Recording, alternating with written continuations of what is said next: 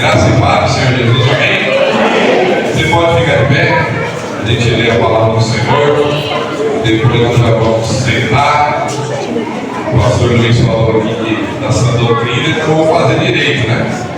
Abra sua Bíblia aqui no livro de Ruth, vamos ler o capítulo 1 e depois nós vamos meditar aqui na palavra de Deus. O livro de Ruth está depois de Josué. Vocês não sabem quem é Josué? Aí vai ser lá direto, né? Agora é fácil. Livro de Ruth, capítulo 1. Vamos ler a palavra do Senhor, amém?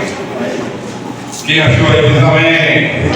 Quem não achou aí fala, pera aí, pastor. Então eu espero mais um pouquinho. Enquanto isso, agradeço mais uma vez a oportunidade, pastor Luiz, Eliane, sua família aí, né? Seus irmãos queridos, estava brincando, né? Quando eu vinha para cá, tudo isso aqui era mato. Dei aula aqui, muitos irmãos foram meus alunos, estamos aqui, né? E é bom ver, né? O desenvolvimento da obra do Senhor, né? Até o microfone volta aqui agora. Então é muito bom, né, a gente ver o crescimento da obra e oramos sempre por isso, né? Ruth, capítulo 1, você achou? Diz assim, vamos ler, tá? Meu negócio é Bíblia, tá? Meu negócio é Bíblia. Ruth 1. Na época dos juízes houve fome na terra.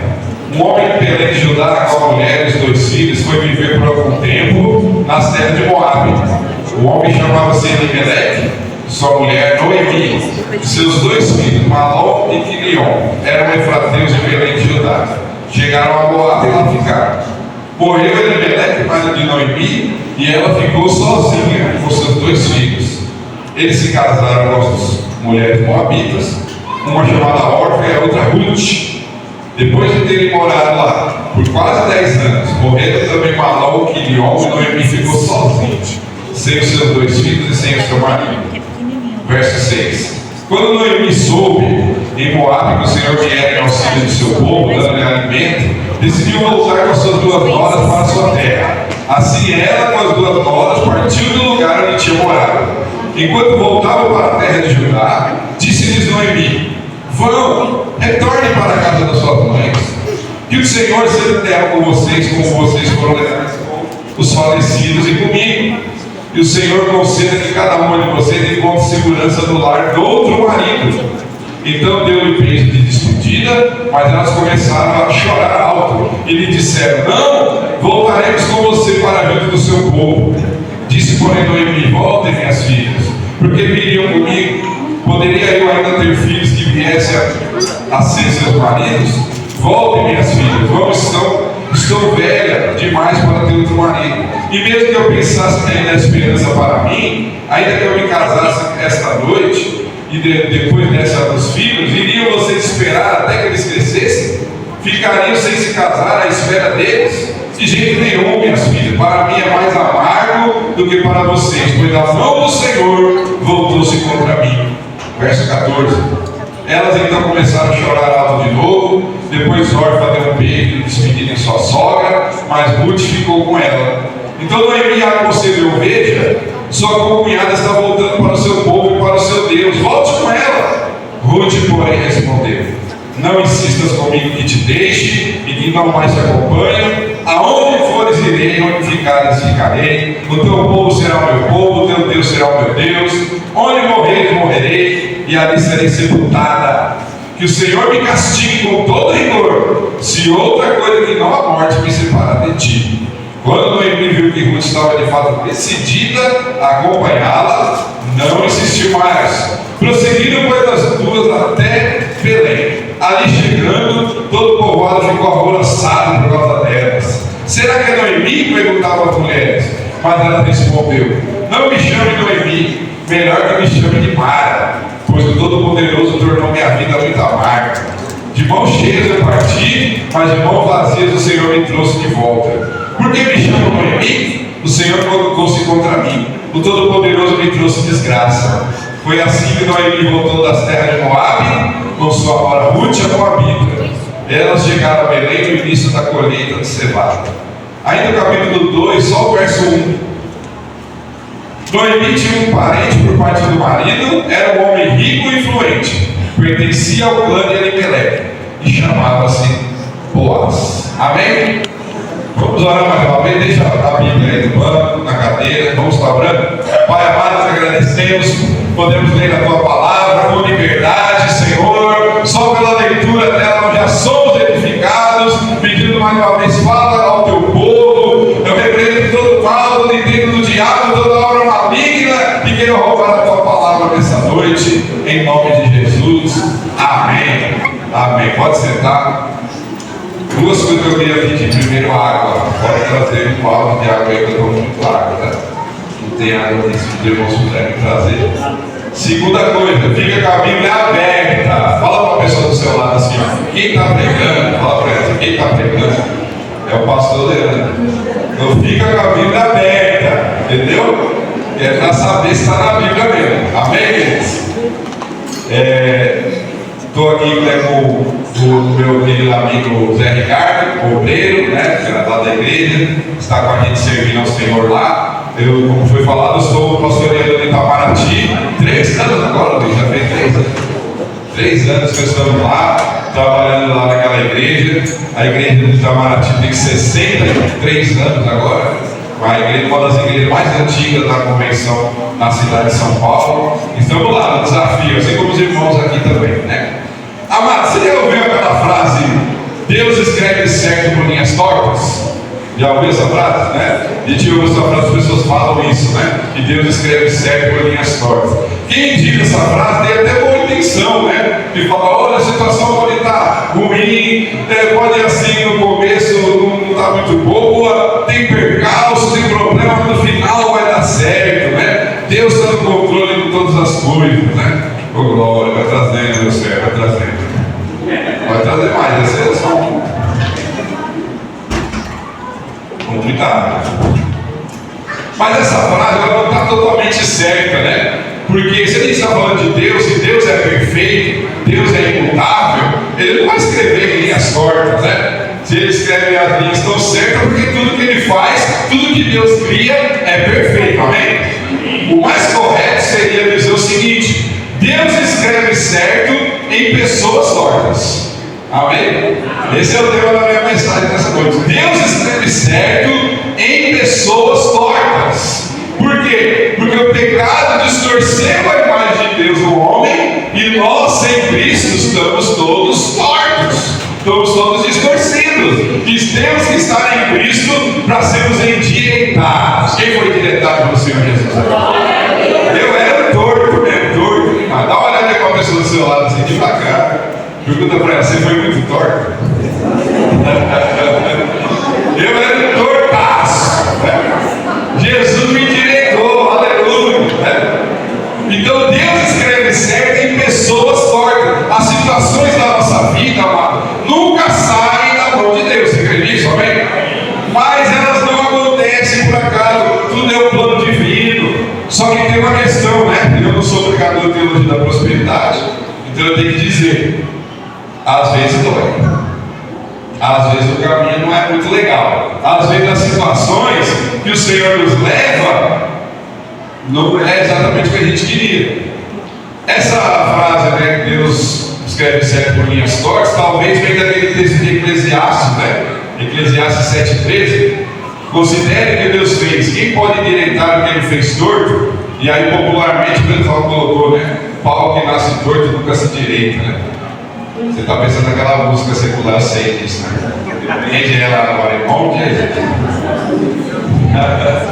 E aí a pessoa fala isso, Paulo que nasceu torto nunca se direita, e principalmente as pessoas do mundo, ou até mesmo na igreja, acham então que nada pode ser mudado. Aquilo está torto, não pode ser mudado. Essa situação não pode ser mudada, essa pessoa não pode ser mudada, mas não é bem isso. Salomão escreveu aqui, como eu disse, né? Abra só para ver se você pode, Eclesiastes 7,13, e eu não tenho aqui, né? Não está dando para colocar, então na guarda é antiga mesmo. Vamos lá, a Bíblia aí, amém? Quem ama a Bíblia diz amém? Então, vai lá, mulher, Eclesiastes 7,13 diz assim: considere o que Deus fez. Quem pode endireitar o que Ele fez torto? Aí o Salomão continua no verso 14, Eclesiastes 7,14, ele diz assim: quando os dias forem bons, aproveite-os bem, Quando forem ruins, considere: Deus fez tanto um quanto o outro para evitar que o homem descubra qualquer coisa sobre o seu futuro. Ou seja, quando há sofrimento, quando há dificuldade, ou quando estamos numa situação torta, não quer dizer que Deus esqueceu de você, quer dizer que há um plano de Deus nessa situação. Amém? Deus escreve certo em pessoas tortas. As coisas não são perfeitas. A gente está sujeito a doença. Quem pegou Covid aqui? Levanta a mão. Mas você não é crente? Pegou Covid? Você não é filho do rei? Ué, estamos sujeitos a doença, enfermidade, problema, bater carro, furar pneu e tantas outras coisas. As coisas não são perfeitas na nossa vida. Agora, quando a gente entende que Deus está no controle da situação, a gente olha para a situação de uma forma diferente. Agora, a questão é que isso não é fácil. E aí eu quero que você venha comigo aqui em Ruth.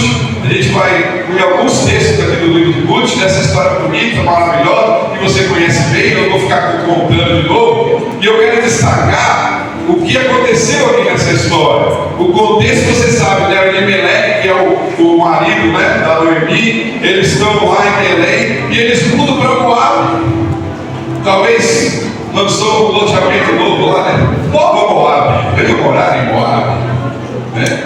E eles gostaram do loteamento, vão comprar lá. E saíram de Belém e foram para Moab. Ficaram lá mais ou menos 10 anos. Os filhos lá casaram com Moabitas, fizeram a vida lá. Começaram um novo plano. O plano era até ficar pouco tempo, porque em Belém estava com falta de pão, mas eles ficaram 10 anos. E nesses 10 anos, Elimelec morreu e deixou a Noemi viúva. E os filhos também, que eram casados com o último órfão, também morreram.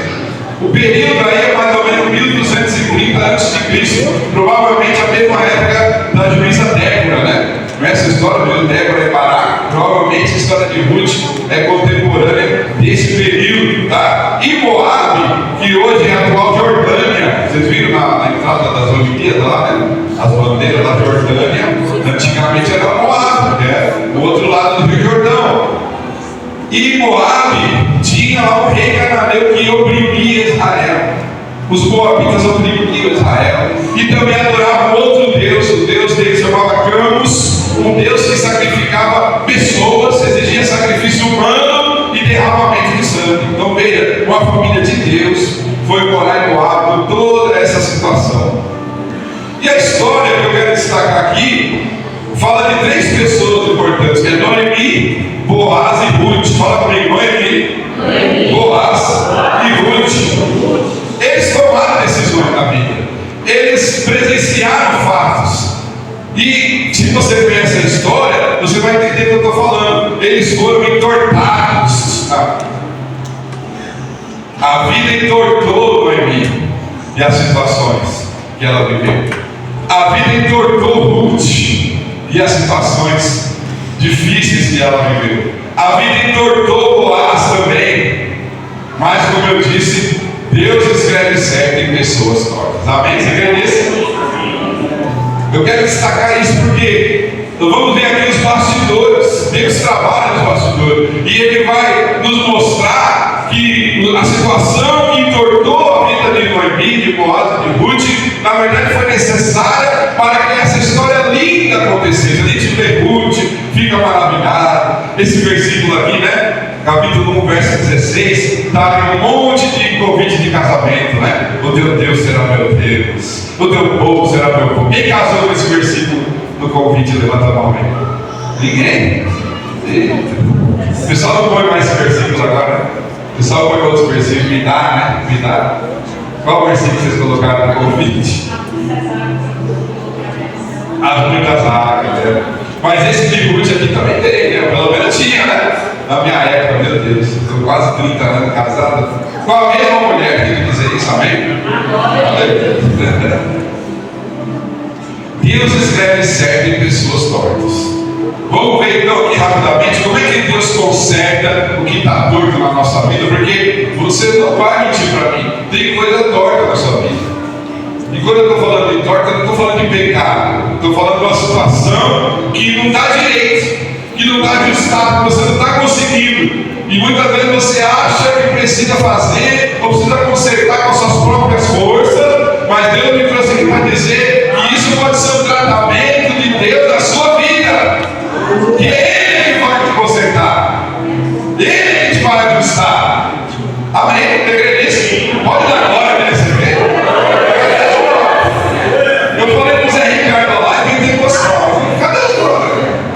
Pode dar glória aí, meu irmão. Não tem problema não. Vamos analisar então, vem comigo. Primeira pessoa que vai falar, está aqui no capítulo 1, é a Noemi. A Noemi. O sofrimento preparou a Noemi para o caminho de volta. Capítulo 1 da Bíblia aberta aí, como eu disse, ela é esposa de Elimelec, uma família bonita, estruturada, como eu falei, né? Uma família bonita com 2 filhos, com 2 noras, e aí foram para Moabe, fugiram da opressão, né, que os cananeus estavam fazendo lá. Eles foram para Moabe, porque em Belém não tinha pão, né, o texto diz. Então foram para lá e passaram 10 anos. Veja só, uma história bonita, uma família bonita, uma decisão prudente. Pensa comigo, se você está num lugar que está meio difícil as coisas, você tem condições de levar sua família para um lugar melhor, você não faria isso? Com certeza. Elimelec que fez certo, uma decisão prudente. Lembra da pandemia que muitas famílias fizeram isso? Não sei se você fez isso. Alguns colegas meus foram morar no interior, alguns colegas foram para distante. Por quê? Porque tinham condições, não queriam que a sua família ficasse muito perto, né, de multidão, né, para não pegar Covid. Então mudaram, né? Não há problema nenhum nisso. Mas se você é um leitor da Bíblia e você observa bem, vem comigo, a família do Noemi, as coisas não iam tão bem assim. Família bonita, história bonita, mas as coisas não iam tão bem assim não. Você quer uma pista? O nome dos filhos deles. Como é que diz a Bíblia? Um filho dela chama Malom e o outro Quilion. É esse? Fala para mim, Malom, Quilion. Você vai no dicionário, né, de nomes hebraico, não é muito bem hebraico, é mais grego, mas o dicionário bíblico fala que Malom, escuta isso, Malom significa doente, Quilion significa fraco. Acho que a coisa não estava tão bem assim, porque o judeu, o oriental em geral, ele não dá o nome de algo ou de alguém como a gente faz, né? Como é que a gente dá o nome? Ah, vou colocar Tamires. Tem Tamires aí? T-H-A-M-Y. Ia ficar bonito, né? R-R. Eu coloquei meu Arthur com TH, Tiago com TH. A gente bota o nome como a gente quer, preferência. O oriental não. O oriental coloca o nome, normalmente algo profético, algo que tem a ver com o caráter que a criança vai ter, ou algo que o próprio Deus estabeleceu. Então uma criança é chamada doente e a outra é chamada fraco. Você nunca tinha lido isso, né? O nome dos filhos já mostra que a coisa não estava tão bem assim. E depois o que acontece? O marido morre. O Elimelec, o arrimo da família, ele morre. E os seus filhos também morrem. E aí Noemi enfrenta luto, solidão, tristeza, abandono, dor. Glória, vai puxar direto, irmão.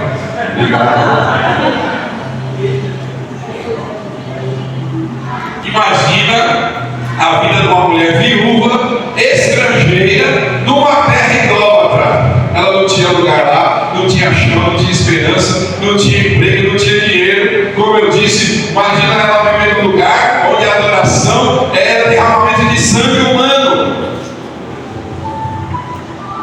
Pessoas sendo sacrificadas para adorar ao Deus lá de Moab, Campos. Ela está sofrendo, ela está em dor. E aí ela ouve um dia que voltou a ter pão na casa do pão. Belém significa casa do pão. E ela ouve, olha, está chovendo na terrinha de novo. Pegar a referência aí, quem é do Nordeste? Quem é do Nordeste aí? Quando ouvimos de chuva, mas a cara de igual alegre, ela tá lá, vou voltar para minha maninha, vou voltar para a terrinha, que saudade da terrinha, não chora não, irmão, calma. Ela voltou, ela ouviu que tinha pão e voltou para Belém. Mas você percebe, capítulo 1 aí, no verso 19 em diante, ela está sem expectativa nenhuma de vida. A Noemi está sem expectativa nenhuma. Ela até diz que o nome dela, você sabe o que significa Noemi? Agradável. E ela diz que o nome dela, ela não me chame de Noemi, me chame de Mara. Mara significa amarga. Ela voltou para a casa do pão, porque ela ouviu que chegou, né? Agora mudou a situação em Judá, ela volta, mas ela não tem expectativa nenhuma na vida mais. Inclusive ela acha que nem é digna, e ela volta, e ela mesma está se desvalorizando. E imagina o falatório, hein? Isso não acontece aqui em Morado, graças a Deus, né? Vai lá na Zona Leste, quando as coisas dão ruim para alguém, as pessoas lá ficam falando, né, Zé? Ih, ela voltou com a minha linha na sacola, lá não deu certo. Não foi lá morar na condomínios Nova Morabe, não estava bem de vida, agora voltou aí, ó. Isso não acontece aqui em Morado, graças a Deus. Amém. Só lá na Zona Leste. Fofoca sobre a situação. Um detalhe também importante que a gente vai ver que Noemi vai falar do parente Boaz, né? Mas ela vai falar só lá na frente. Noemi sabia que tinha um parente Boaz, mas ela vai falar só lá na frente. Ela está tão desanimada, ela está tão entortada pela situação da vida, que ela nem se dá conta disso. E aí eu quero que você pense, olhando para essa história de Noemi, e pense um pouquinho, você já teve nessa situação? Talvez você já está nessa situação, você viveu uma história bonita, uma história linda, uma coisa boa, de repente a coisa virou, o sucesso e a alegria foram embora, e tudo desmorona, e você se vê sozinho, sofrimento, sem força para nada, assim como Noemi. E tanto vou aqui especular, como diz, né? Tem licença aqui com Deus, que ela talvez entrou no quadro de depressão. A Bíblia não diz isso, estou especulando, para ela dizer que o meu nome não é mais, porque um dos maiores orgulhos é o nome de alguém, né? Você não gosta do seu nome? Você não tem orgulho do seu nome? Eu tenho orgulho, Leandro. É bem verdade que depois daquela dupla sertaneja lá, faleceu muito Leandro, né?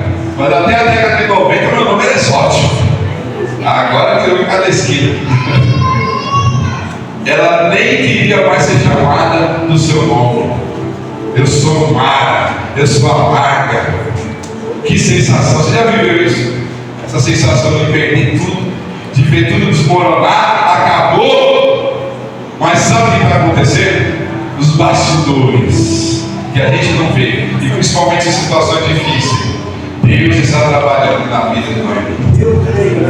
Deus escreve certo em pessoas tortas. Noemi ficou torta para que Deus pudesse trabalhar. O que a Noemi não sabia é que todo o sofrimento que ela passou fez ela voltar para Belém, e aí começa Deus agindo na história dela. Deus não ajudou ela lá em Moab. Deus podia ajudar ela em Moab? Nossa, Deus é poderoso. Não cantamos aqui, mensurável. Vocês não cantaram? Deus poderia ajudar ela lá em Moab, mas não fez isso. E Deus não foi responsável pelas perdas de Noemi, foi consequência das suas próprias escolhas. E muitas vezes nós estamos tortos, vamos dizer a verdade, porque é culpa nossa mesmo. É ou não é? E aí, às vezes, vai culpar o diabo, né? O diabo fala assim: eu também sei não. Deus, o diabo chega lá no céu e fala: é o Zezinho que fez, eu não fiz nada na vida dele, não. Olha, eu até fiquei admirado, nem eu fiquei sabendo disso.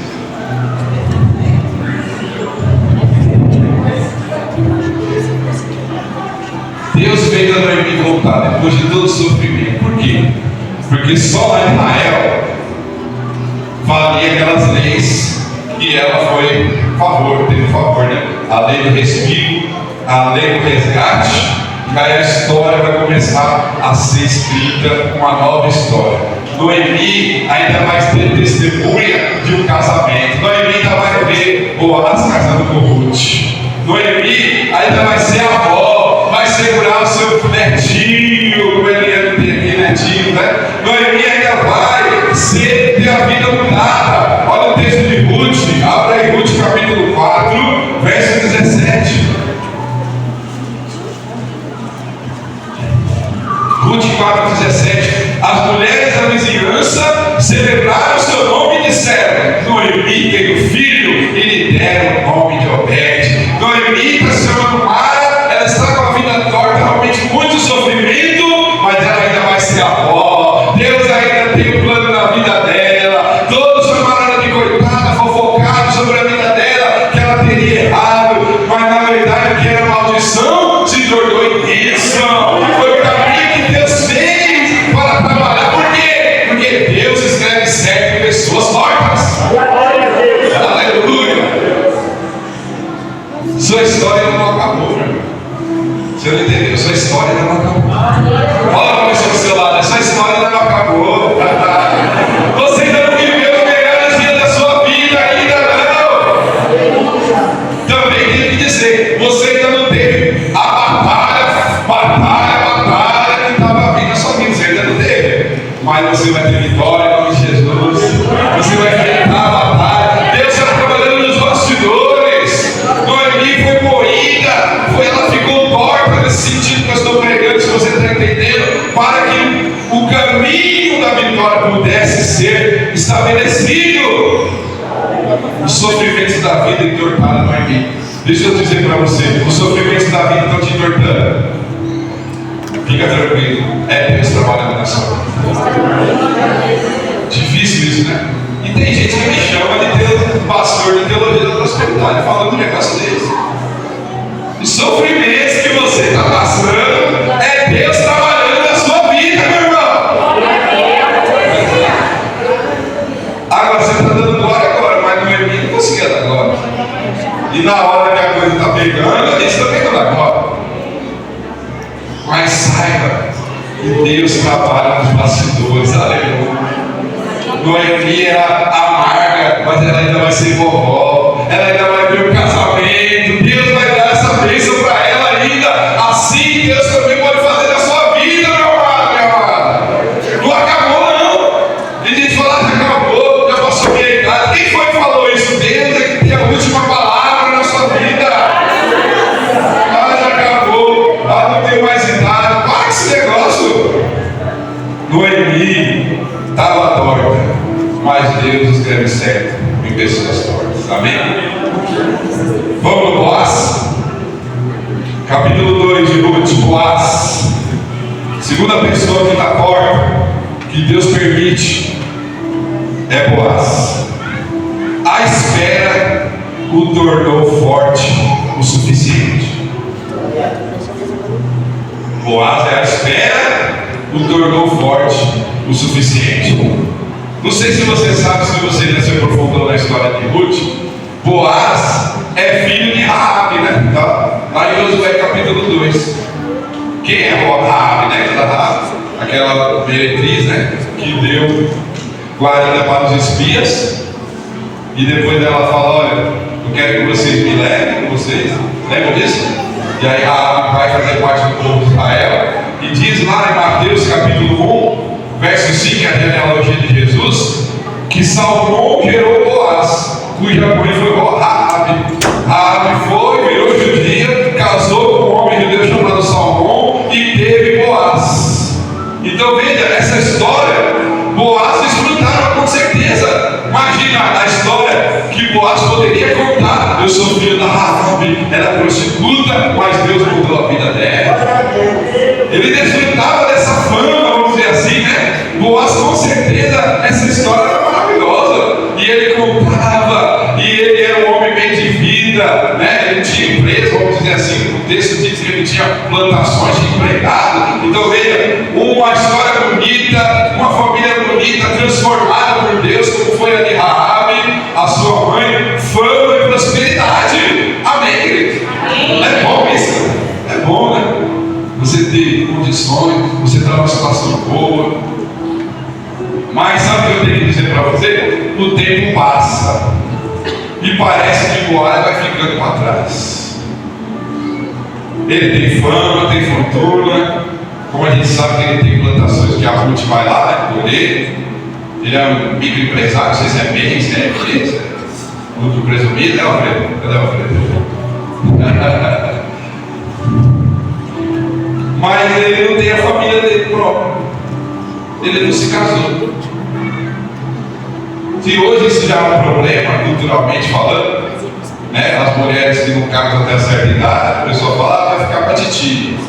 E os homens também, né? No caso de uma certa idade, fica meio assim, será que eu vou casar? Será que eu não vou casar? A verdade é que ele não tem família, ele não se casou, ele foi ficando muito velho para ser considerado pelas moças. E a história de fama dele foi passando, né? E a história é muito bonita, mas o tempo vai passando, vai apagando, né? Não é assim? Tem história bonita, testemunho que você ouviu, com certeza você deu glória já, mas você já esqueceu porque o tempo é cruel, né? O tempo leva. E Boaz então estava passando exatamente isso. E aí ele mergulhou na única coisa que ele tinha, que era o trabalho. Mergulhou de cabeça no trabalho, nos negócios, e só trabalhava. Você vai no dicionário bíblico, o nome dele, Boaz, significa rapidez, força. Então ele já era rápido mesmo, força, ele mergulhou no trabalho, workaholic, né? Virou workaholic e foi trabalhar, e só trabalhar. Esqueceu a vida social. Você sabe o que é isso? Esperar tanto tempo uma coisa acontecer e essa coisa não acontece, aí você se cansa e se esconde numa caverna e você diz que eu vou ficar aqui. Quantas pessoas se escondem no trabalho para de vir na igreja, né, pastor? Deus está falando aí, amém? Vem nascer, pelo menos.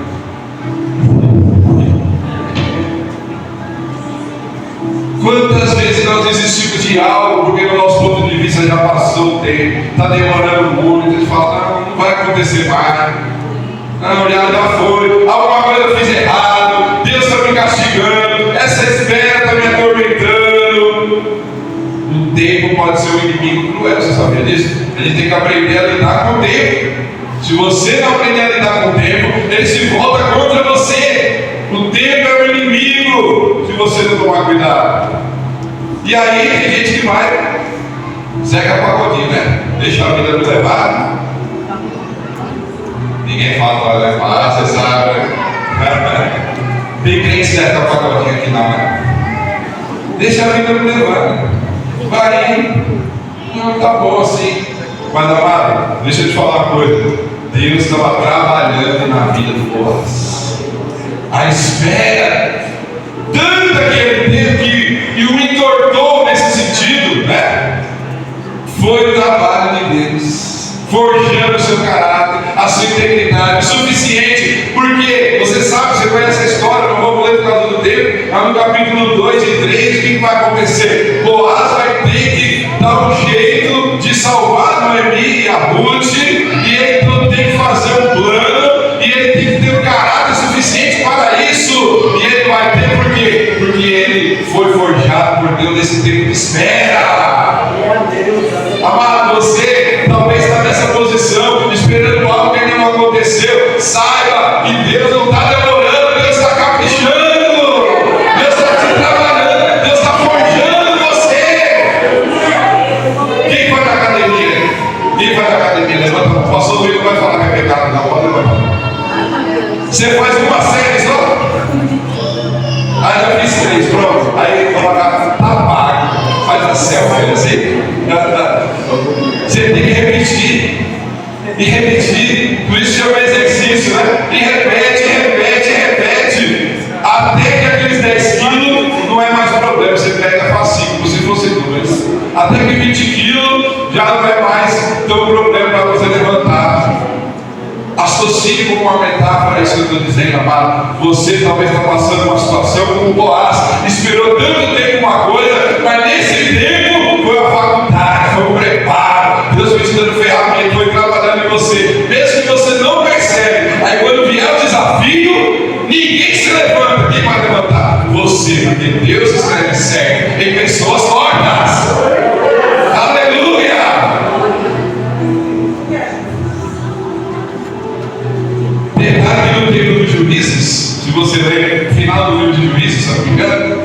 Diz lá que todo mundo fazia o que era direito, né? Todo mundo fazia o que achava certo. Você sabe que se todo mundo fazer o que acha certo, não vai dar certo. Então, num lugar, ou numa época onde cada um fazia o que bem entendia e achava que era certo, Boaz se levanta como um homem íntegro, um homem de caráter, para resolver a situação. Olha Ruth capítulo 2, verso 4. Boaz ouve do seu servo a história da Ruth, e é nesse exato momento, e ele fala para ela respigar. Vem aqui então na minha colheita, você pode respigar. Boaz se interessa por Ruth, abençoa ela, ajuda a Ruth, para que ela não passasse fome. Vem comigo, você pode ler aí? Quem vai com a Bíblia aberta aí? Diz amém. Ruth 2. Passou a tela? Até meia-noite? Ruth 2, 8 e 9. Disse então Boaz a Ruth: ouça bem, minha filha, não vá colher outra lavoura, nem se afaste daqui, fica com a minha serva, preste atenção onde os homens estão ceifando, e vá atrás das moças que vão colher. Darei ordem aos rapazes para que não toquem em você. Quando eu tiver sede, beba da água dos potes que os rapazes encheram. Boaz reconhece o caráter íntegro da Ruth, porque ele ouve do céu o que ela está fazendo, né? Ajudando a sua sogra. Não é isso? Noemi? Continua lendo comigo, Ruth 2, verso 11. Contaram-me tudo que você tem feito por sua sogra, depois que você perdeu o marido, como deixou seu pai, sua mãe, sua terra natal, para viver com um povo que pouco conhecia. O Senhor lhe retribua o que você tem feito, o que você seja ricamente recompensado pelo Senhor, Deus de Israel, sob cujas asas você veio buscar refúgio. Boaz já tinha investigado a vida da Ruth. É bem verdade, vamos abrir um parênteses aqui, que ele deve ter dado crush nela, Ele viu ela bonitinha, mas ele ficou assim, mas ela vai olhar para o velho dele. Mas ele viu ela bonitinha, né? E ele investigou, e quando a Ruth vai fazer toda aquela cerimônia que você sabe, para falar para ele que ele era o resgatador, olha para mim, ele já sabe que é o resgatador. Por quê? Porque ele não ficou esperando, ele já esperou a vida toda, e quando chegou a oportunidade, ele foi fazer exatamente aquilo para o qual ele foi forjado. Está entendendo o que eu estou dizendo? A ferramenta que Deus usou para preparar Boaz foi a espera. Ele esperou o tempo, a história bonita dele, a sua mãe passou, todo mundo achou que não ia ter mais jeito para ele, mas eu vou dizer para você que a Bíblia diz: Boaz ainda vai se casar. Boaz ainda vai ter um filho. Tem Boaz aqui que ainda vai se casar? Levanta a mão rápido. Vamos lá, vai. Boaz se casou com Ruth capítulo 4, verso 13, e ela vai ter um filho, meu querido. Boaz foi preparado. Agora, a gente não gosta de esperar, né? Você gosta de esperar? Você está esperando o culto acabar? Eu sei. Eu não gosto. 10 segundos, 15 segundos no farol é uma eternidade, né? Micro-ondas a gente bota lá e fica, vai. Você aperta o botão do elevador para ele chegar mais rápido? Ou só eu que estou empolgado com essa? A gente não gosta de esperar. Mas a verdade é que a espera forja o nosso caráter. A espera forjou Boaz. E Boaz ficou todo torto. O tecido dele já não era tão mais bonito. Ele já ficou velho. Então nesse sentido ele ficou torto.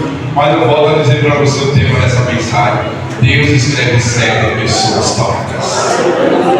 E você está entortado pelo tempo, não está aguentando mais, fica firme, porque vai chegar a oportunidade. E quando chegar, você está preparado para ela. Você foi forjado nessa espera toda. Eu lembro quando eu terminei o seminário, 1900 Guaraná-do-Rodo, 97, 96, 97. Aí cheguei todo empolgado para o Ademir, né? O Ademir é o meu pastor. Então, pastor, terminei o seminário. Terminei o seminário. Entendeu? Terminei o seminário, pastor. Quero ser pastor. Aí ele olhou para mim com aquele jeito dele, vocês conhecem? Amém, irmão. Senta aí. Senta aí, Cláudia.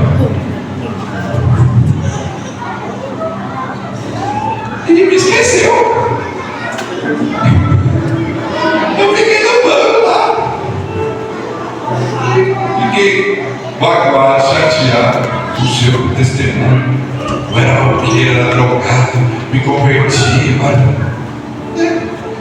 Final do ano 2000, 3 anos, quase 4 anos depois, não vou ordenar meus irmãos, já tinha até esquecido. Aí eu falei, Juarez, Altair e você. Ele falou, eu? Você. Juarez já está no céu, Altair, né, está lá em Tatuí, eu estou aqui para a glória de Deus. Fui forjado, anos me forjaram. Assim Deus faz com você, amém? Terceiro e último, Ruth, vamos para Ruth agora. Ruth, a tragédia a preparou para o novo. Ruth, a tragédia a preparou para o novo. Você sabe que Ruth era estrangeira, né? O texto diz Moabita. Aliás, o texto repete, né? Ruth e a Moabita. Percebe? Tá com a Bíblia aberta aí. Sempre que fala Ruth e a Moabita. Ruth e a Moabita. Moab, como eu disse, é um povo que oprimia Israel. Ela ficou viúva lá, né, em terra estranha, em Belém, onde ela morava, né, com Elimelec e a sua família. E ela agora está cuidando da sua sogra. Você sabe o que significa o nome de Ruth? Vocês têm alguma Ruth aqui? Amiga, companheira. É o significado do nome de Ruth. E os Moabitas eram um povo inimigo de Israel, como eu disse. Quando fala Ruth a Moabita, é uma forma de preconceito. O texto traz uma forma de preconceito, de discriminação. Ruth a Moabita, aquela Moabita, porque ligava a opressão que o povo de Israel teve pelo povo Moabita e também pelo Deus Campos, o Deus deles, que era um Deus sanguinário. Então, ao olhar para Ruth, as pessoas viam esse quadro, Ruth a Moabita. E quando tudo desmorona na casa da Noemi, Ruth recebe a oferta, né? Não, vai embora, volta para Moab, vai casar com outro homem. E ela fala, não. Ela bateu o pé. Ela fala, não, vou ficar aqui com você, Noemi. Bateu o pé e faz a declaração, como eu disse, né? Ruth 1, 15, 17, que é aquela declaração bonita, o seu Deus será meu Deus, onde você for, eu vou também. Então, nessa situação de tragédia, a Ruth não quis voltar. Né? Você pode se colocar no lugar, olha aqui para mim, se coloca no lugar da Ruth, o que você faria? Você tem sua terra lá, sua família, seu pai falando, volta para cá, filha, vem para cá, ó, tem um emprego aqui para você, volta. Ela não quis. Era uma situação de tragédia, ela podia recomeçar, mas por algum motivo ela não quis. Ela se lançou numa nova situação. Talvez ela pensou assim, já está tudo perdido mesmo, eu vou ficar aqui. Ela não tinha perspectiva nenhuma de vida. E ela seguiu o caminho que estava traçado. A princípio parece que é fé, mas no começo não é fé. O começo é falta de perspectiva mesmo. Você já teve essa situação? E você está seguindo a vida assim, que não tem mais perspectiva nenhuma. Claro, eu vou seguir. Mas sem saber, o Deus que trabalha nos bastidores, sem muito saber, estava trabalhando na vida da Ruth. Como está trabalhando na sua vida, amém? Você crê? Deus estava trabalhando na vida da Ruth. Ruth não conhecia direito o Deus de Israel. Para ela era lealdade. Ela estava sendo leal. Mas para Deus começou a colocar uma sementinha de fé no coração da Ruth. Ela começa a entender o que é fé. E ela vai entrar de cabeça. Quando ela renuncia, que nem a declaração, o teu Deus será o meu Deus. Então, quando ela faz isso, ela está renunciando Campos, o Deus sanguinário. E quando ela renuncia, ela está abrindo o coração para Deus. Quando ela abre o coração para Deus, ele entra, aleluia. Talvez você está aqui nessa noite, não abriu seu coração para Deus ainda. Eu posso te dizer, abra que ele vai entrar. E a sua vida nunca mais será a mesma. Ruth renuncia àquele Deus e começa a ter a sementinha da fé. E Deus começa a seguir os passos. Vem comigo, Ruth capítulo 2, volta no verso 3. Olha como Deus começou a guiar os passos da Ruth. Então ela começou a recolher, Ruth 2, 3, espigas atrás dos ceifeiros. Por acaso, justamente na parte da plantação que pertencia a Boaz, que era do clã de Elimelec. Por acaso. A sua versão Eu não acredito em coincidência, eu acredito em Jesuscidência.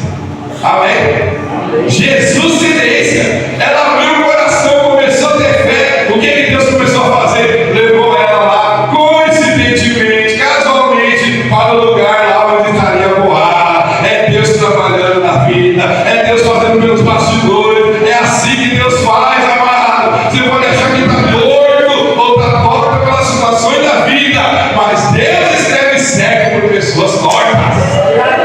Aleluia.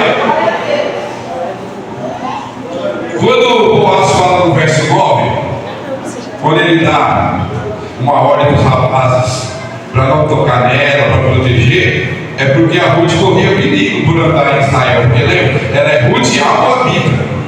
Ruth e a Moabita, ela corria perigo. Um judeu radical qualquer poderia bater nela, ser violento com ela. E o Boaz vai: não, você vai ficar aqui comigo, não vai para outra plantação, não, fica aqui, eu vou te proteger.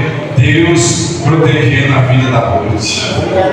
Ela vai então se fazer valer da lei da respiga. Você lembra? Está lá em Levítico, depois você pode abrir com calma. Tem a lei da respiga, que era uma certa justiça social que Deus estabeleceu em Israel. Ou seja, os pobres, quem não tinha condição nenhuma, poderia entrar nas plantações e pegar aquilo que estava no chão, né? Quando era a época da colheita, e quando o fazendeiro ia colher, o que caía no chão ele não podia pegar. E o que estava na ponta também da sua fazenda não podia pegar. Por quê? Porque depois do horário comercial, os pobres podiam entrar na sua fazenda e pegar o que estava no chão ou na ponta. Por quê? Para eles não morrerem de fome. Essa era a lei do respigo. E Ruth então se valeu dessa lei. Só que ela não foi em qualquer plantação. Deus levou ela na plantação do Boaz. Glória a Deus. Essa nova fé da Ruth, que ela nem sabe direito, está gerando para ela uma obediência. Mesmo se ela entendeu o costume de Israel, ela ouve da sogra Noemi. Com certeza Noemi passou noites e noites falando do Deus Todo-Poderoso, do Deus que abriu o mar vermelho para o seu povo passar. E com certeza ela tinha aquelas histórias, mas agora é diferente, ela está vivendo essas histórias, porque ela abriu o seu coração para esse Deus. E aí vem comigo Ruth capítulo 3, estou terminando. Fala, então Noemi vai dizer da outra lei, que é a lei do resgate. A lei do resgate dizia o seguinte: em Israel, quando uma família não tivesse mais sucessores, então outro homem, um cunhado, alguém, parente próximo, poderia resgatar, né? E aí ter o encargo de cuidar daquela família, para que o nome, no caso de Elimelec, não se apagasse, mas biologicamente os filhos seriam de Boaz. E na verdade era Noemi, mas Noemi era muito idosa, então ela passou para Ruth. E Ruth, ela ouve o que a sua sogra diz e vai atrás do Boaz e vai fazer o que a sua sogra mandou. Lembra de Ruth capítulo 3, verso 10?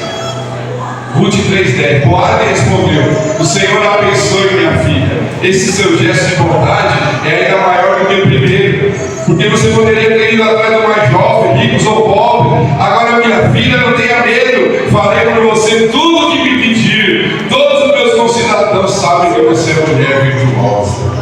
Ruth sofreu tragédia, Ruth sofreu perda, escolhas pelas decisões que ela teve na vida, mas Deus estava trabalhando nos bastidores na vida dela. Deus estava permitindo que ela ficasse torta para que ajustasse a vida dela. E você lembra que o Boaz, lembra que ele era preparado? Ele não era o resgatador mais próximo, né? Ele não era, não. Se você voltar em Ruth capítulo 4, eu não vou ler 4 inteiro, mas ele sabe que tem outro. E ele então vai na porta da cidade, chama as testemunhas e fala tudo aquilo. Eu acho interessante, abrindo parênteses aqui, você já viu o desenho bíblico? Quem gosta de desenho bíblico? Da Record, né? E o desenho bíblico dessa história é muito legal. Não está na Bíblia, tá? Deixou você não abrir parênteses. Porque na verdade o Boaz não é o resgatador primeiro. Ele vai convencer aquele que é primeiro para que ele deixasse Boaz ser o resgatador. E o desenho bíblico mostra assim: E ele chega no cara e o cara só quer dinheiro, você quer comprar terreno. E ele fala: olha, você ganhou um terreno em Belém. Ah, que maravilha! Olha, é só você dar dinheiro para a sogra e ela vai então construir a casa. Olha, você dá dinheiro para a Noemi, para a Ruth, para ela fazer o vestido, o casamento, e a festa vai custar tanto, e você vai gastar tanto. E o cara fica assim, né? Meu Deus, nem peguei o terreno, já estou pobre.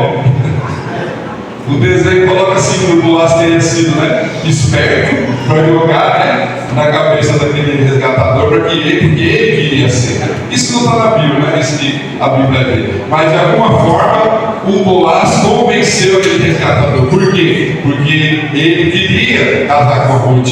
E Deus deu a ferramenta, a estratégia, a inteligência para ele. Amém? Está entendendo? Isso é algo que Deus está falando com você nessa noite. Talvez você vai ter um desafio, numa situação no seu trabalho, na sua casa, na sua família, que ninguém sabe como sair, mas Deus está te dando estratégia hoje, aleluia! E você vai trabalhar para que aquela vida se resolva. Amém? Sua história ainda não acabou. Talvez você passou tragédia assim como Ruth, como eu falei da pandemia, perdemos pessoas na pandemia, talvez você perdeu uma pessoa próxima. Tragédias acontecem na nossa vida, a gente não está isento. Mas se as tragédias e as dificuldades da vida te entortaram, saiba que Deus está trabalhando nos bastidores. Deus escreve certo em pessoas todas. Eu quero concluir, nós vamos orar. Essa linda história de Ruth, esses três personagens, né? Noemi, Boaz e Ruth, mostra algumas coisas curiosas. Primeira coisa, de quem a gente menos espera, uma forma assim incompreensível, Deus constrói uma linda história de salvação. No Deus improvável de Deus, talvez você seja um improvável de Deus, alguém que ninguém dá nem razão. Volta lá no Ruth, capítulo 4, verso 17. Ruth 4,17. As mulheres da vizinhança celebraram o seu nome e disseram: Noemi tem um filho, e lhe deram o nome de Obed. Esse foi o pai de Jessé, pai de Davi. Você sabe Davi, o rei de Israel, o homem segundo o coração de Deus, descende, né? Jesus descende dele. Ele faz parte dessa história bonita aqui. Sem sofrimento, Noemi não retornaria a Belém. Sem a espera, Boaz não teria sido preparado. Sem a tragédia, Ruth não casaria com Boaz. E sem nada disso, Davi nunca existiria. A gente olha para a história bonita, com a roda de sucesso, e fala: nossa, que beleza, eu queria ser assim. Cuidado, olha aqui para mim, cuidado. Você não está vendo sofrimento e tudo que foi necessário para gerar essa história de sucesso. A tribo de Judá, da qual Elimelec é, Jesus e Davi, era uma família como a nossa. Nada certinho, muitos problemas, toda torta. A sua família tem gente torta, não tem? Ou só na minha? Deus escreve certo em pessoas tortas. Amém? Você pode ficar de pé em nome de Jesus? Nós vamos orar. Aleluia. Glória a Deus, aleluia. Glória a Deus.